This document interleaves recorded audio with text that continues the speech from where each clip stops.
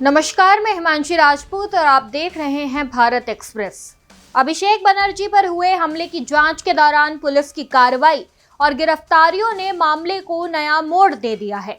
सूत्रों के मुताबिक गिरफ्तार किए गए कुछ आरोपियों के नाम ऐसे लोगों में शामिल हैं जिनके संबंध पहले टीएमसी के नेताओं से जुड़े बताए जाते रहे हैं।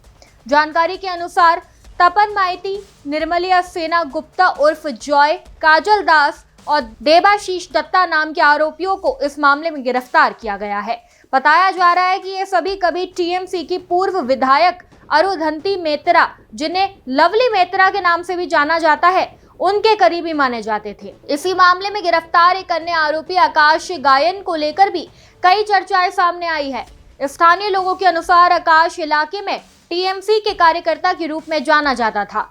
आकाश की मां ने भी स्वीकार किया है कि उनका बेटा पार्टी गतिविधियों में शामिल रहता था और चुनावी अभियानों के दौरान बूथों पर सक्रिय भूमिका निभाता था। परिवार का दावा है कि आकाश की अभिषेक बनर्जी से कोई व्यक्तिगत दुश्मनी नहीं थी। परिजनों के मुताबिक घटना वाले दिन वह सामान्य दिनचर्या के अनुसार घर लौटा था और बाद में फुटबॉल खेलने भी गया था। इसके बाद देर रात पुलिस उसे पूछताछ के लिए अपने साथ ले गई। ये पूरी घटना दक्षिण 24 परगना जिले के सोनारपुर इलाके में हुई, जहां अभिषेक बनर्जी चुनाव बाद हिंसा प्रभावित लोगों से मिलने पहुंचे थे। इसी दौरान भीड़ के एक समूह द्वारा कथित तौर पर उन पर हमला किए जाने की बात सामने आई। घटना के बाद पश्चिम बंगाल की राजनीति में आरोप प्रत्यारोप का दौर शुरू हो गया। टीएमसी ने इस हमले को गंभीर राजनीतिक साजिश बताते हुए इसके लिए बीजेपी को जिम्मेदार ठहराया।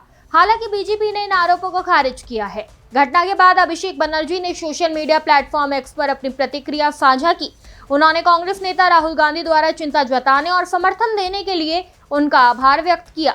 अपने संदेश में अभिषेक बनर्जी ने कहा कि वे लोकतंत्र, संविधान और देश की संस्थानों की रक्षा के लिए संघर्ष जारी रखेंगे। उन्होंने ये भी कहा कि राजनीतिक दबाव या धमकियां उन्हें अपने सिद्धांतों से पीछे नहीं हटा सकती। अभिषेक ने दावा किया कि वे राजनीतिक हिंसा और राज्य प्रायोजित आतंक का शिकार बने हैं तथा लोकतांत्रिक मूल्यों की रक्षा के लिए लड़ाई जारी रखेंगे। अपने बयान में अभिषेक बनर्जी ने भारतीय जनता पार्टी पर भी निशाना साधा। उन्होंने आरोप लगाया कि सत्ता पक्ष से सवाल पूछने वालों को लगातार निशाना बनाया जाता है।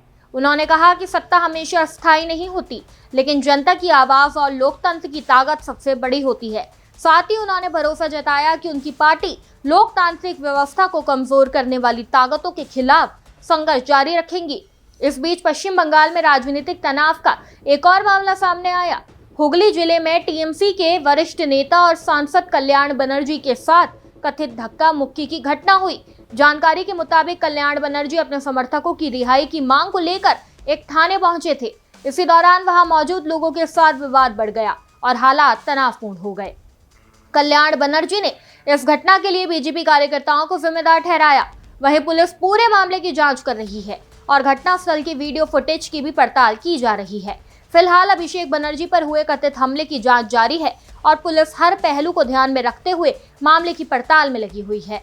गिरफ्तार आरोपियों के राजनीतिक संबंधों को लेकर उठ रहे सवालों ने इस पूरे मामले को नई दिशा दे दी है और काफी चर्चित बना दिया है। अब सबकी नजर जांच एजेंसियों पर है कि आखिर इस घटना के पीछे की सच्चाई क्या है और आने वाले दिनों में कौन से नए तथ्य सामने आ सकते हैं। इस खबर में बस इतना ही। ऐसे ही तमाम खबरों को जानने के लिए देखते रहिए भारत एक्सप्रेस डिजिटल।